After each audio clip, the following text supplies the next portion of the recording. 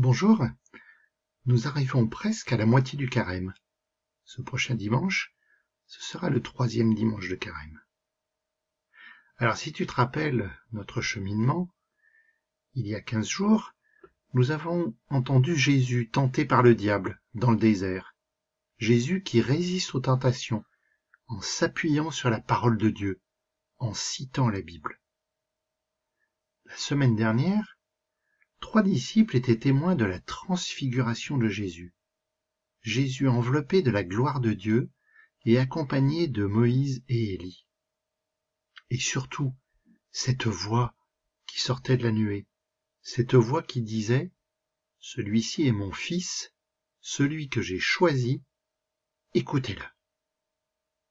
Alors Dieu le Père nous a dit d'écouter Jésus, alors justement, nous allons écouter. Poursuivons notre carême avec Jésus. Une fois de plus, Jésus va faire découvrir à la foule, va nous faire découvrir à nous aussi, l'amour infini de Dieu son Père. Écoute.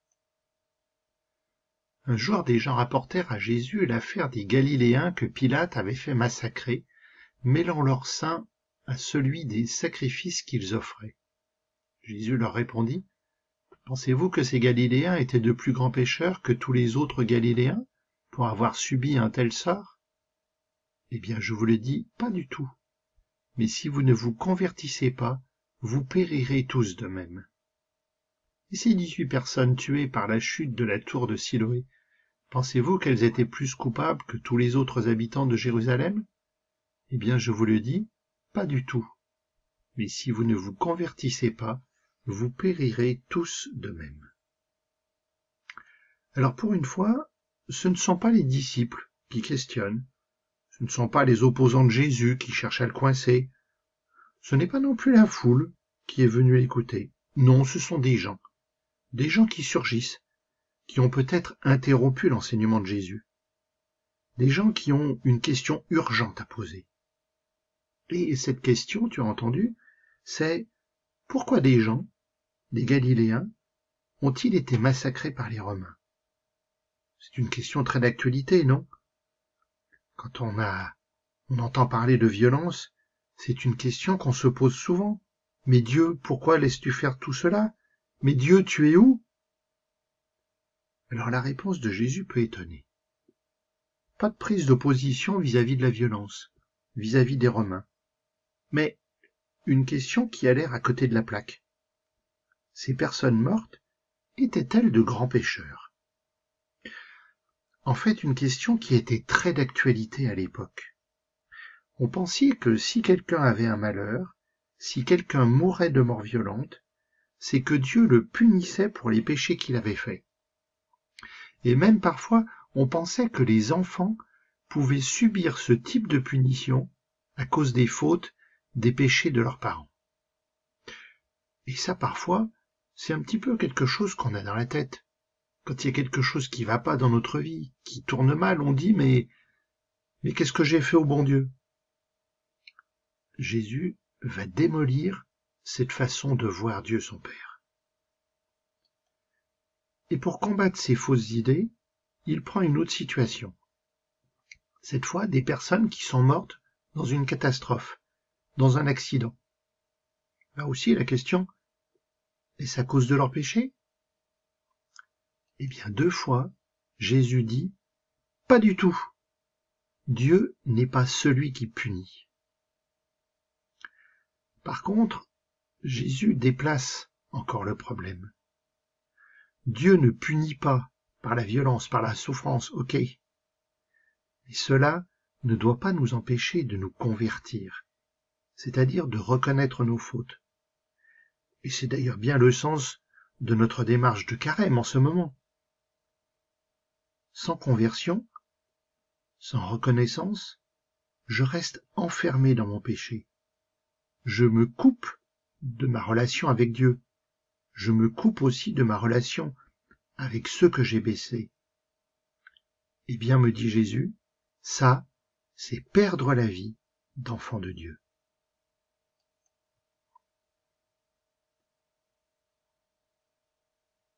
Jésus disait encore cette parabole. Quelqu'un avait un figuier planté dans sa vigne. Il vint chercher du fruit sur ce figuier et n'en trouva pas. Il dit alors à son vigneron, « Voilà 3 ans que je viens chercher du fruit sur ce figuier, je n'en trouve pas, coupe-le. À quoi bon le laisser épuiser le sol ?» Mais le vigneron lui répondit, « Maître, laisse-le encore cette année, le temps que je bêche autour pour y mettre du fumier. Peut-être donnera-t-il du fruit à l'avenir. Sinon, tu le couperas. » Pour faire avancer ceux qui l'écoutent, et pour nous faire avancer aussi, Jésus raconte une petite histoire, comme ça lui arrive souvent, ce qu'on appelle une parabole. Et comme souvent, c'est une petite histoire dans le domaine agricole. Tu sais, à l'époque de Jésus, dans les villages où il passait, beaucoup de monde travaillait dans les champs, dans les récoltes. Donc, les personnes comprenaient ces histoires. Nous, c'est un peu plus difficile, on a plus de mal.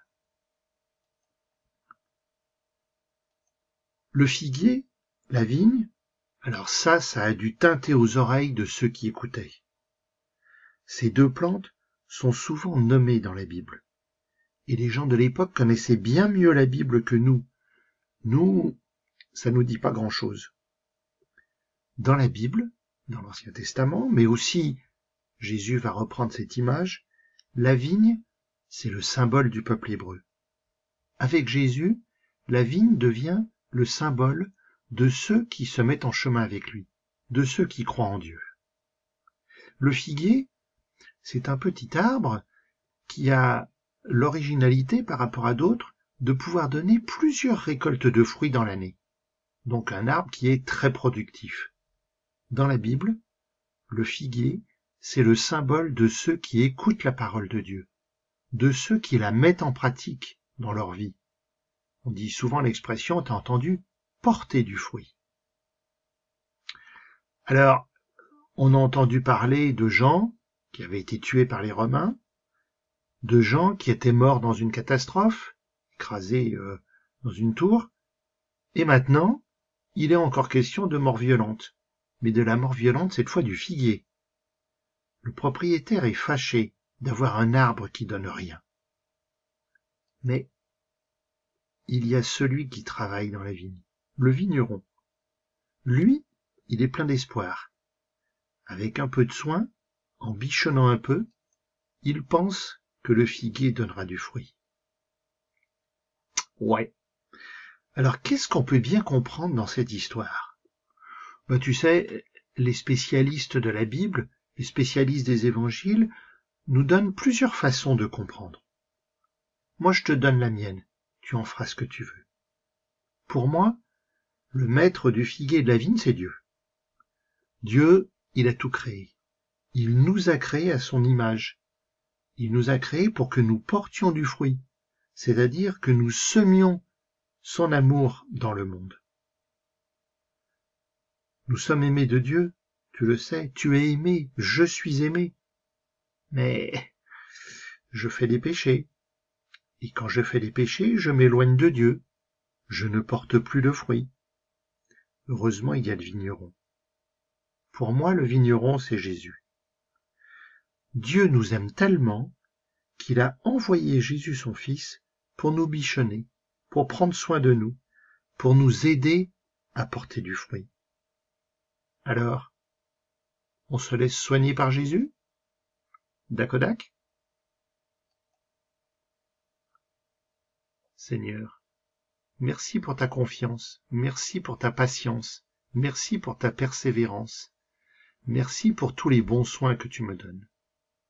Je le vois bien, je compte beaucoup à tes yeux, je suis important pour toi, tu m'aimes.